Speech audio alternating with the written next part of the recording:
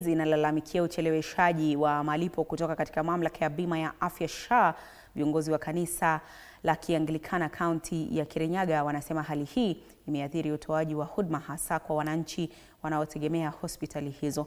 Akizungumza katika eneo bunge la Kirinyaga ya Kati, kaunti ya Kirinyaga, Askofu Joseph Kibushwa wa kanisa la Kianglikana ameeleza kuwa ucheleweshaji wa malipo kutoka SHA umesababisha matatizo makubwa ya kifedha katika hospitali zinazomilikiwa na taasisi za kidini.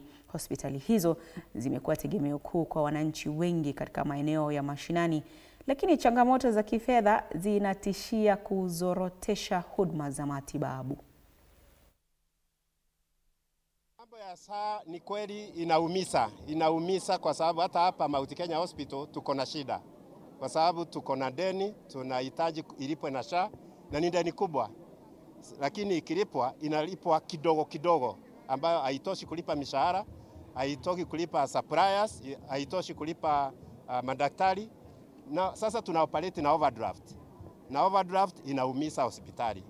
Kwa hivyo ni vizuri tuambie ukweli kwa sababu inaonekana ile watu wanasema, wakubwa wanasema, na ile iko ground ni tofauti kabisa. SHA itafanya mahospitali ya private isimame na ishindwe kuendelea mbele. Deni ni kubwa. Wakati tulikuwa tumeenda kwa headquarter ya SHA kwa sababu tumeenda huko kuomba tulipwe.